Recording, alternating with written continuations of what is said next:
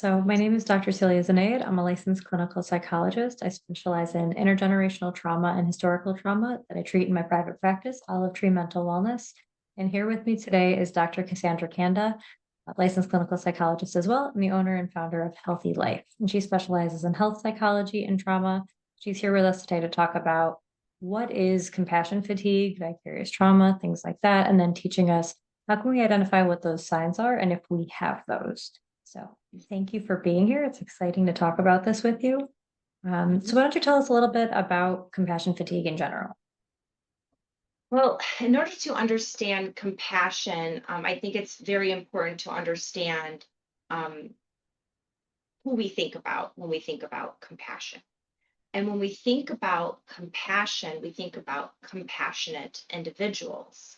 And throughout history, we have a number of people who have truly been compassionate beyond measure. They're usually spiritual or religious figures. So, just a few very obvious ones would be Jesus, the Dalai Lama, Mother Teresa. When people think about compassion and what those individuals have done for society, they're often inspired in their own life to go above and beyond in helping people in a way that is at times profoundly selfless overall. So, as healthcare providers, as clinicians, um, many of us tend to have a pretty deep well of compassion, of that loving, selfless giving to truly just want to help people. And that giving can happen so much, especially in very stressful situations, where the clinician themselves starts to feel worn down. So there are many definitions of what compassion fatigue actually is.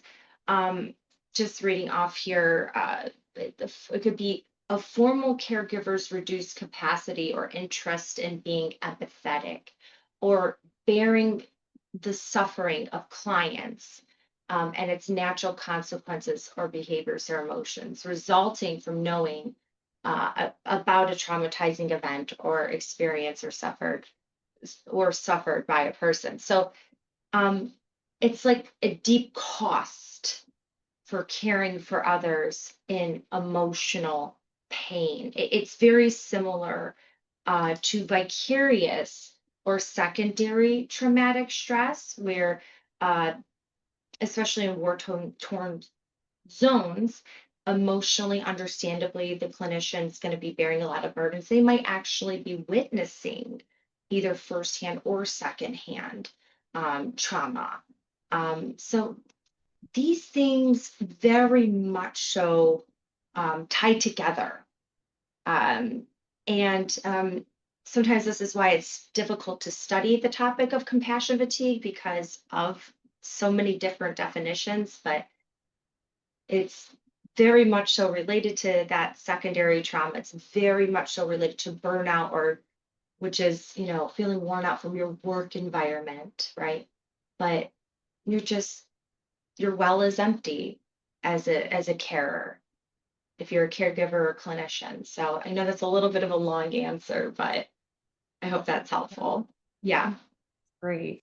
And with that, it's again, that just sheer exhaustion from giving so much of yourself on a daily basis. What are some ways that might actually look like for someone? Mhm, mhm. So when people start to feel compassion fatigue, um, from what I understand, it can start slow, where maybe you feel a little actually physically tired at the end of the day, and then you go into the next day already still, kind of feeling drained. Then, if the right things aren't happening over time, it slowly builds, and then before you know it, um, people start to experience these like behavioral changes, and it could even look physical as well. So, um, a person could just want to keep sleeping longer than usual. They feel maybe more withdrawn even from social interaction, just because they feel like maybe their well is again drained so much that they don't have anything to give in their personal life. Um, Hypervigilance as well, very similar to PTSD, um, which is interesting as well. Appetite changes, and the physical signs could actually be increased heart rate or difficulty breathing. So it's very interesting the physical and emotional impact that a person can have when they've just given almost too much. That makes sense.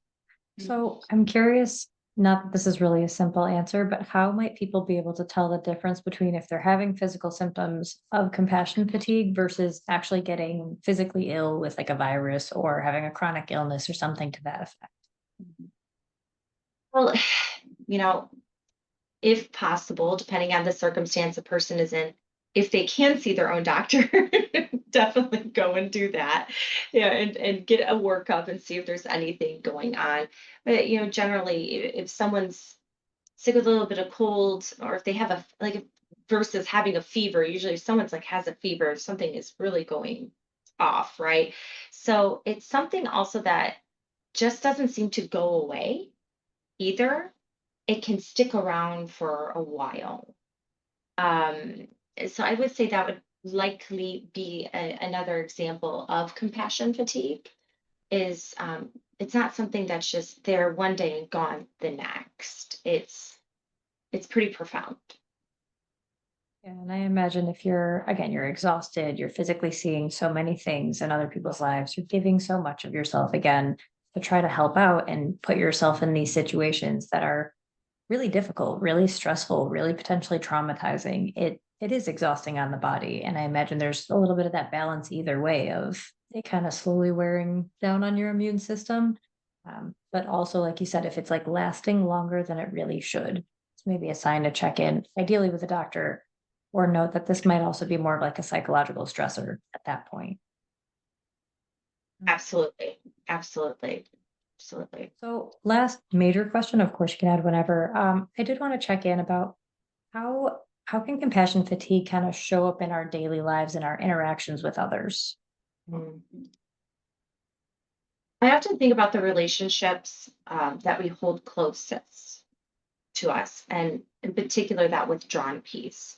So, we're not going to walk around like, I'm withdrawn, I'm withdrawn. We're going to walk around and maybe you're not talking to your partner as much, your kids as much, your friends, you're not calling them as often, you're not showing up for brunch, you're not doing the things, you're isolating, withdrawn, right? So you're going to notice it in the number of um, personal, you know, personal events that you have in your life. That drastically decreases, right? It's almost like you're like protect, like that hyper vigilant, protective sort of stance that you would take on it.